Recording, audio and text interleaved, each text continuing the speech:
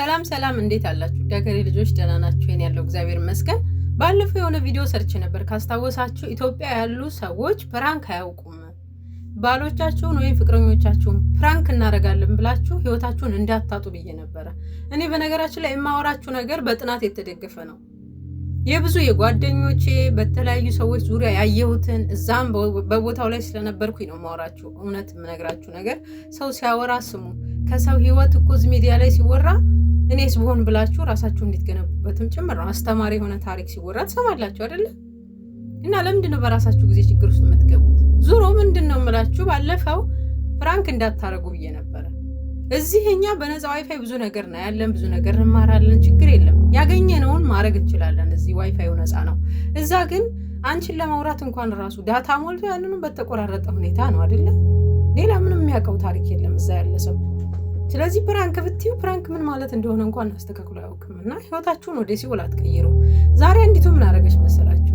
አንዳንድ ጊዜ ባሎች ወይም ደግሞ ፍቅረኛሞች ሲቀኑ ብቻ ነው እንደሚወዷችሁ የምታውቁት አንዳንድ ሰዎች። እኔ ደግሞ ማውቀው ፍቅር አይቀናም፣ ጭራሹን የተረጋጋ ነው። ርፍ ነው የምትሉት በቃ አንድ ሰው ከወደዳችሁ አይደለ እንጂ ጥርጣሬ ካለማ ምኑን ፍቅር ሆነ ችግር ነው።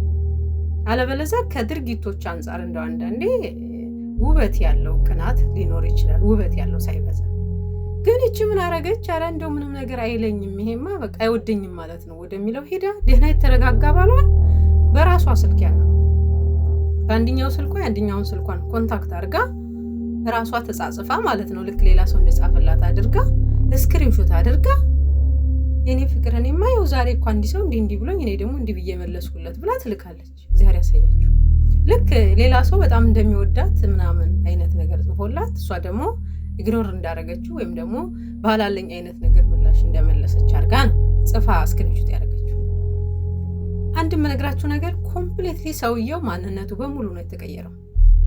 ደህና የነበረው ሰውዬ ጥርጣሬ ውስጥ ገባ።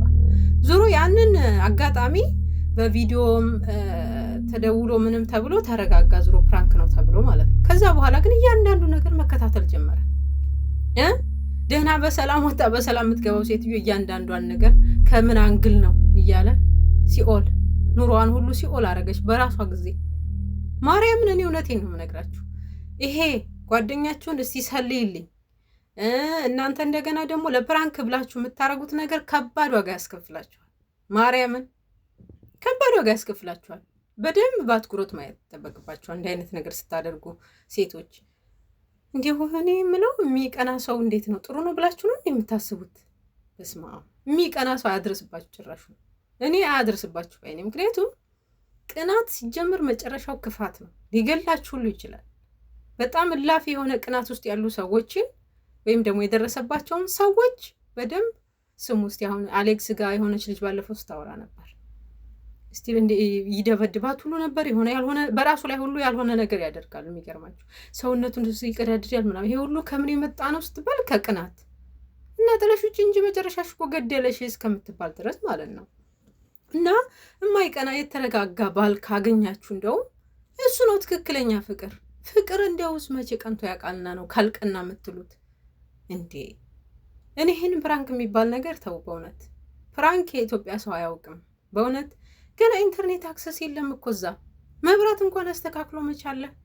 አባይን ገደብን ተባለ እንጂ መብራት እንኳን የለም። የቻርጅ ችግር አለ እንኳንስ አይደለም በቂ ዋይፋይ አግኝቶ ስለ ሁኔታ ሁሉ ግንዛቤ ሊኖራቸው። በእናንተ ልክ የባሎቻችሁን ስነ ልቦና እኩል ነው ብላችሁ አታስቡ። እናንተ ብዙ ነገራችሁ ተቀይሯል። አሁን እዚህ ብዙ አይነት ህይወት ትሰማላችሁ፣ ታያላችሁ፣ ብዙ ነገር።